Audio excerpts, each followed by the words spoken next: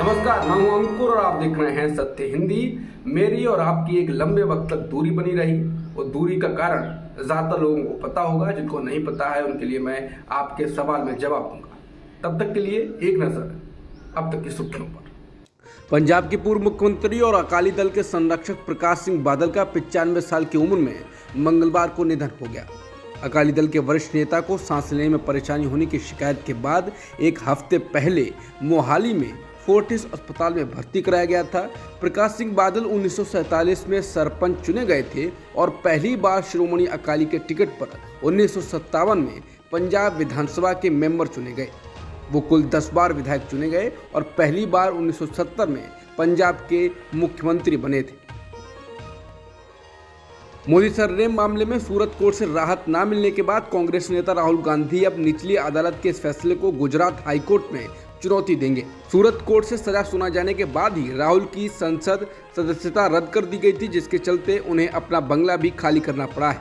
इस मामले में राहुल गांधी के वकील ने कोर्ट में कहा था कि कोलार की रैली में राहुल गांधी ने बड़े दायरे को समेटने वाली टिप्पणी की थी। राहुल का यह बयान ठीक वैसा ही है जैसा लोग आम बोलचाल में बोल देते हैं कि नेता तो भ्रष्ट होते हैं, पंजाबी लोग तो बड़े झगड़ालू होते हैं, बंगाली लोग काला जादू करते हैं। ऐसे में अगर कई नेता पंजाब वासी या बंगाल वासी देश को किसी कोर्ट में जाकर मुकदमा कर दें कि इससे मेरी मानहानि हुई है, तो इसे मानहानि नहीं कहा जा सकता है।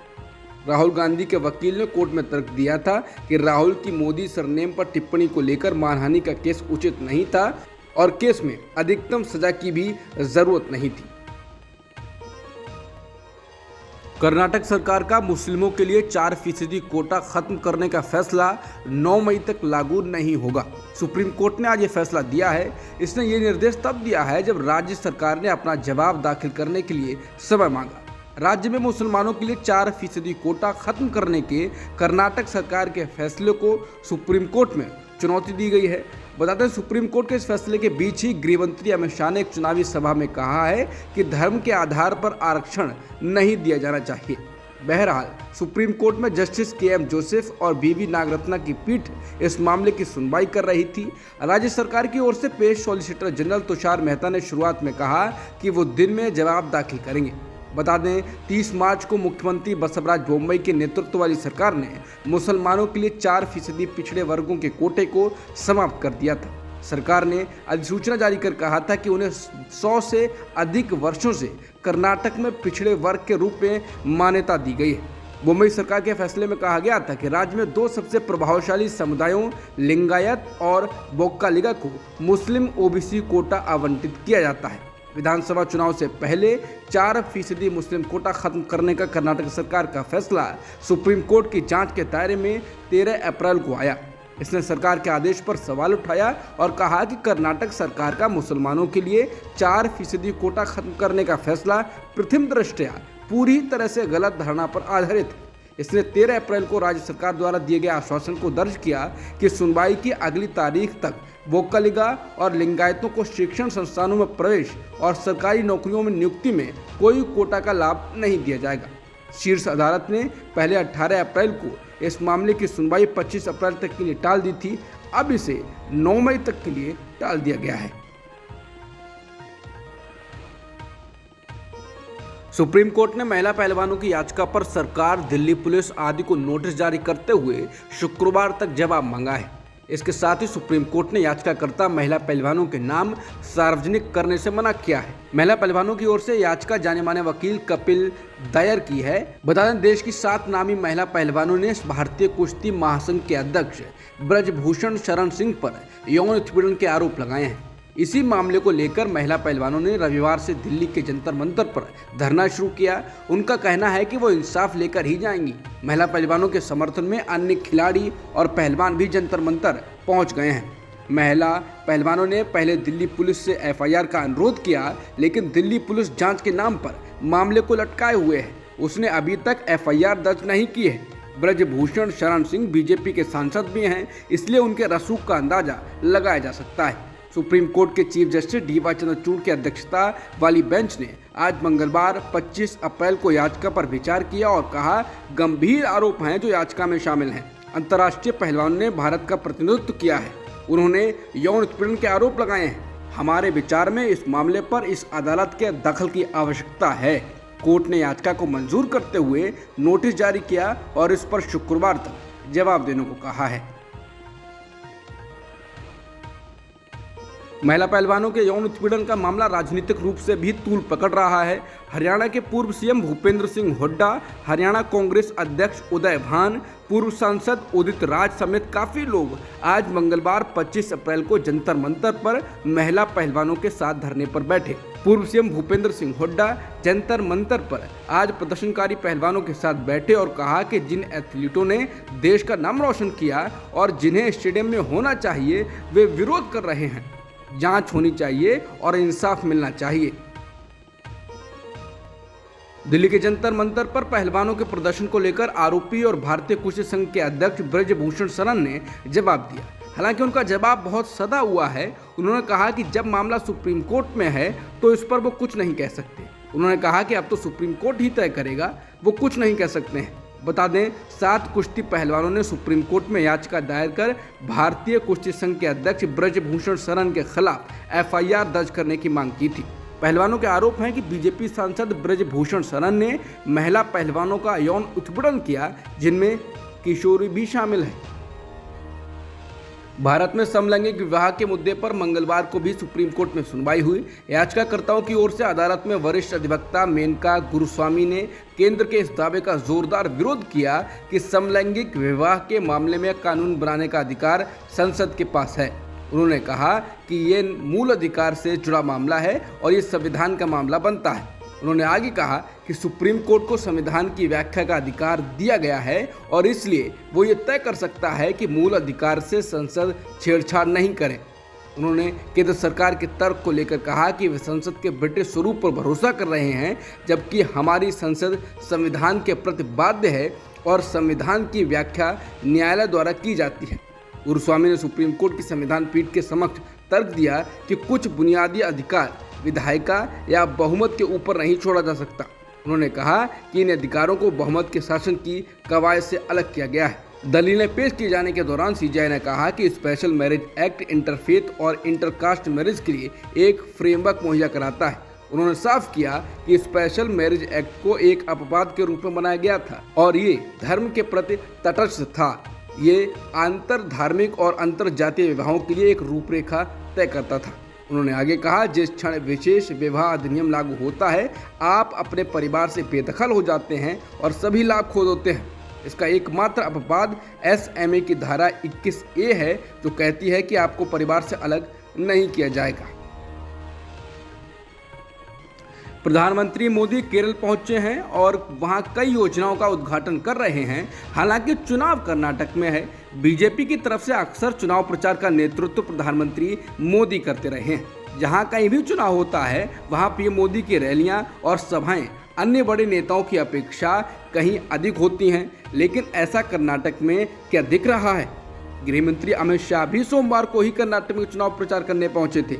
इससे पहले वो तेलंगाना में जनसभाएं कर रहे थे। फिलहाल प्रधानमंत्री मोदी ने मंगलवार को केरल की पहली वंदे भारत एक्सप्रेस ट्रेन को तिरुवनंतपुरम से हरी झंडी दिखाई है और ट्रेन में कुछ बच्चों से बातचीत भी की है। पीएम ने यहां कोच्चि वाटर मेट्रो का भी उद्घाटन किया है। इससे डैन आइलैंड के बीच संपर्क बढ़ेगा। उन्होंने तिरुवनंतपुरम में एक रैली को संबोधित करते हुए कहा कि अगर केरल का विकास होता है तो भारत का तेजी से विकास होगा। लोकसभा चुनाव 2024 से पहले विपक्षी एकता की कोशिशें जारी हैं। नीतीश कुमार लगातार पार्टियों से मुलाकात कर रहे हैं। इस बीच इंडियन एक्सप्रेस की एक रिपोर्ट में आज कहा गया है कि केसीआर के नेतृत्व वाली बीआरएस विपक्षी गठबंधन में शामिल होने को तैयार है, लेकिन वो राहुल गांधी के चेहरे को विपक्ष का चेहरा बनाने के खिलाफ है। एक तरह से उसने शर्त रख दी है कि राहुल को आगे किए बिना विपक्षी मोर्चे पर वो सहमति दे सकती है। बता दें, बिहार के सीएम और जेडीयू नेता नीतीश कुमार अभी कल सोमवार को ही ममता बनर्जी और अखिलेश को राजी कर अपने मिशन का पहला सफल राउंड पूरा करके बिहार लौटे हैं। लेकिन इस बीच आज केसीआर ने अपना दांव चल दिया है। इंडियन एक्सप्रेस को बीआरएस के शीर्ष सूत्रों ने बताया कि पार्टी अब कांग्रेस के नेतृत्व वाले गठबंधन में शामिल होने के लिए विचार को छिपाना नहीं चाहती है। हालांकि इस विपक्षी गठबंधन के चेहरे के रूप में राहुल गांधी के बारे में आपत्ति है। इंडियन एक्सप्रेस के मुताबिक अपनी खुद की राष्ट्रीय महत्वाकांक्षाओं के बावजूद के चंद्रशेखर राव यानी केसीआर के नेतृत्व वाली पार्टी अधिक एडजस्टमेंट के लिए तैयार है। सूत्रों ने कहा कि जिस तरह से केंद्र सरकार और बीजेपी ने क्षेत्रीय दलों को जांच के नाम पर घेरा है, उसके मद्देनजर बीआरएस के पास कोई और ऑप्शन ही नहीं है। आम आदमी की राजनीति का दावा करने वाले दिल्ली के मुख्यमंत्री अरविंद केजरीवाल पर अब सरकारी बंगले पर अनाप शनाप पैसे खर्च करने का आरोप लगा है। मीडिया की एक रिपोर्ट के हवाले से बीजेपी ने आरोप लगाया है कि केजरीवाल ने अपने सरकारी आवास की मरम्मत पर करीब 45 करोड़ रुपए खर्च कर दिए।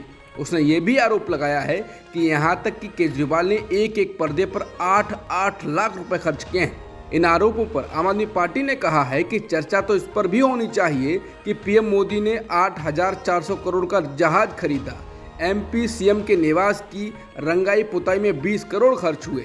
दिल्ली बीजेपी ने आरोप लगाया है कि जिस केजरीवाल ने कहा था कि हम गाड़ी बंगला नहीं लेंगे, उसी ने बंगले की मरम्मत पर 45 करोड़ रुपए खर्च कर दिए हैं।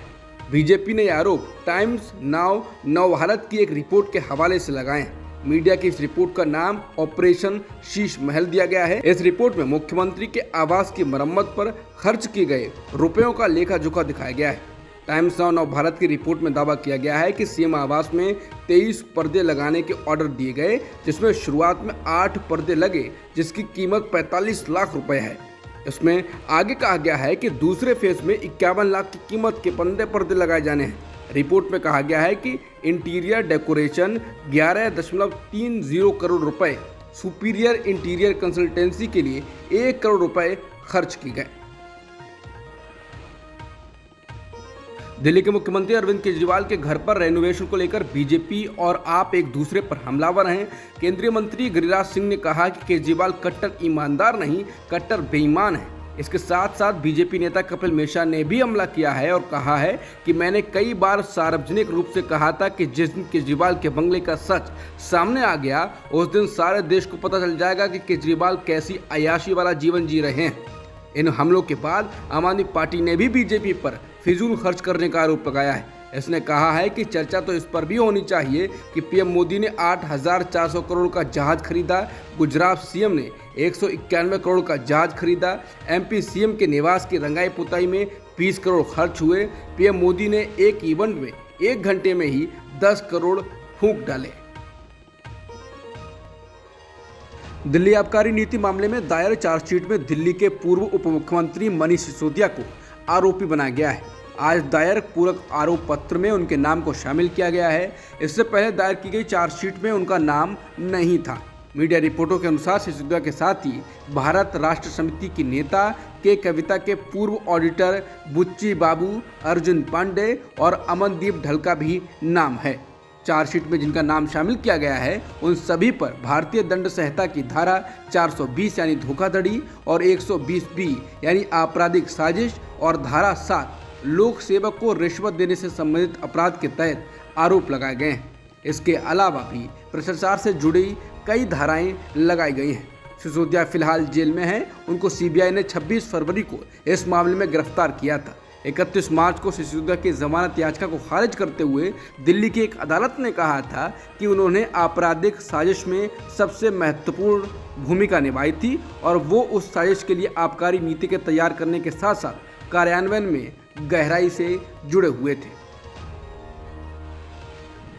बिहार की राजनीति में फिर उथल पुथल मचने लगी है। हत्या अपराधी और विवादास्पद पूर्व सांसद आनंद मोहन की रिहाई का रास्ता नीतीश कुमार ने साफ कर दिया है। इंडियन एक्सप्रेस की खबर के मुताबिक बीते 10 अप्रैल को बिहार सरकार ने बिहार पुलिस जेल नियमावली 2012 में संशोधन करके उम्र कैद की सजा के प्रावधान से कुछ शब्दों को हटा दिया था।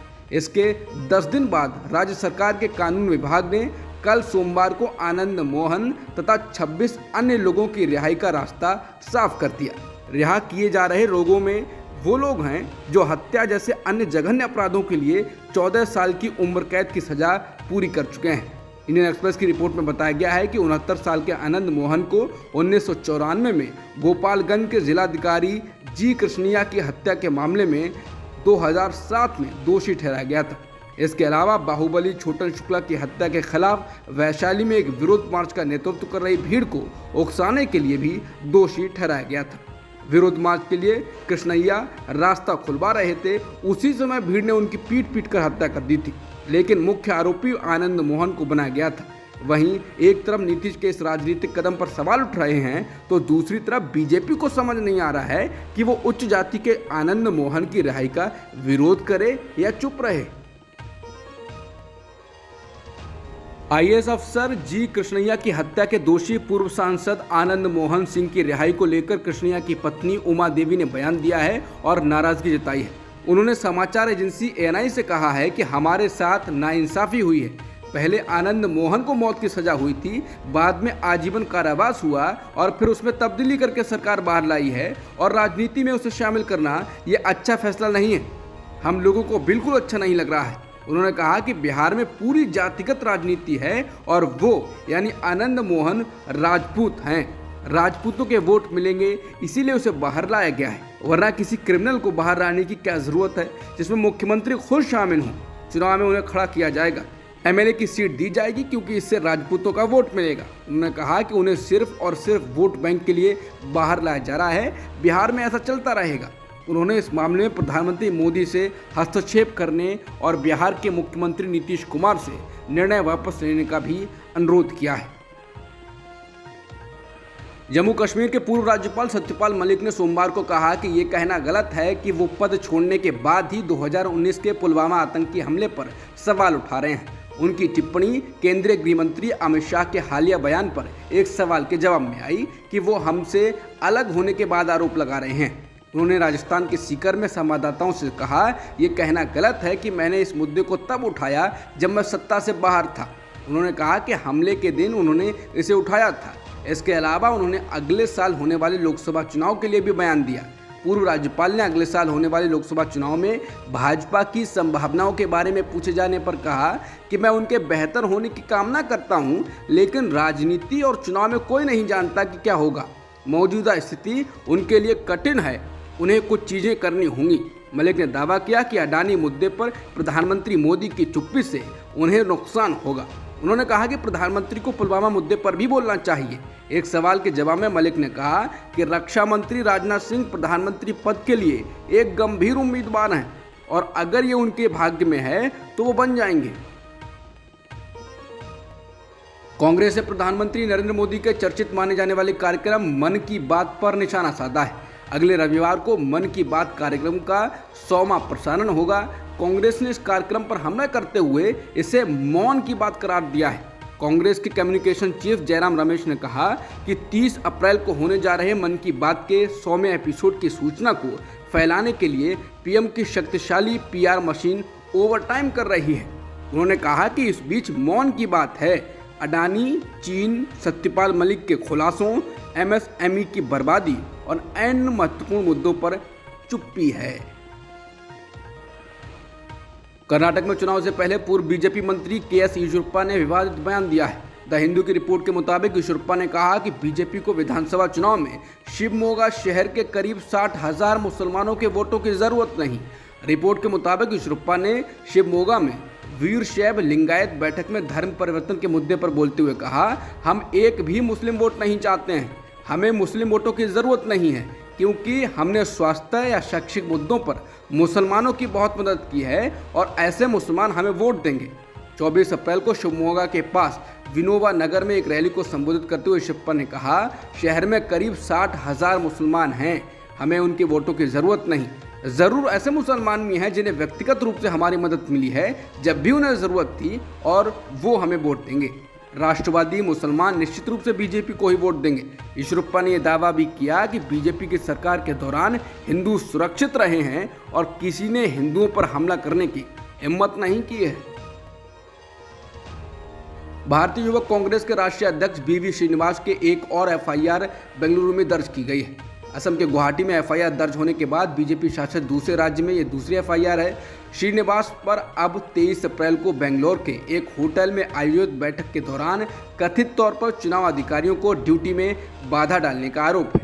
पुलिस सूत्रों के मुताबिक इस बैठक में तलाशी और बैठक के निरीक्षण को लेकर श्रीनिवास के अधिकारियों से कथित तौर पर कहासुनी हो गई थी। उसके बाद एफआईआर दर्ज की गई। हालांकि चुनाव के दौरान ऐसी बहस और आपत्तियां राजनीतिक दलों में आम हैं, लेकिन फिर भी एफआईआर दर्ज की गई है। श्रीनिवास और उनकी टीम इस समय कांग्रेस के लिए चुनाव प्रचार कर रहे हैं। बता दें, कोविड-19 के दौरान किए गए अपने काम से श्रीनिवास काफ़ी लोकप्रिय हैं। इससे पहले गुवाहाटी पुलिस ने कांग्रेस से निष्कासित अंकिता दत्ता की एफआईआर पर कथित उत्पीड़न के मामले में पूछताछ के लिए बीवी श्रीनिवास को 2 मई को पेश होने के लिए नोटिस जारी किया। गुवाहाटी में दत्ता ने कल आरोप लगाया था कि श्रीनिवास द्वारा कोविड-19 महामारी के दौरान किए गए सभी सामाजिक काम पीआर स्टंट का हिस्सा थे।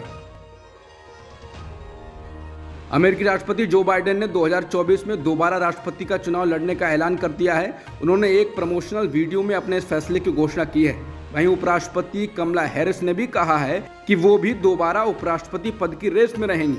बता दें, 2020 में 58 साल की कमला हैरिस देश में पहली महिला उपराष्ट्रपति बनी थी। इसके साथ ही वो पहली अफ्रीकी अमेरिकी और एशियाई अमेरिकी मूल की उपराष्ट्रपति थीं। उन्होंने कहा है कि हमें विश्वास है कि हमारा लोकतंत्र उतना ही मजबूत होगा जितना हमारी इसके लिए लड़ने की इच्छा है। इसी वजह से जो बाइडेन और मैं दोबारा चुनाव लड़ने जा रहे हैं। आईसीसी वर्ल्ड टेस्ट चैंपियनशिप 2023 के फाइनल के लिए भारतीय क्रिकेट टीम का ऐलान हो गया है। इंडियन टीम में अजिंक्य रहाणे की वापसी हुई है। इसके पीछे आईपीएल में उनके अच्छे प्रदर्शन को वजह माना जा रहा है। भारतीय टीम की कप्तानी रोहित शर्मा ही करेंगे। वहीं तेज गेंदबाज जसप्रीत बुमराह को टीम में जगह नहीं मिली है। वो घायल होने की वजह से टीम से बाहर चल रहे हैं। ऑस्ट्रेलिया के खिलाफ वर्ल्ड टेस्ट चैंपियनशिप का फाइनल 7 जून से लंदन के ओवल स्टेडियम में खेला जाएगा। अब तक की खबरों में इतना ही। बाकी खबरों के लिए बने रहिए सत्यहिंदी.com के साथ।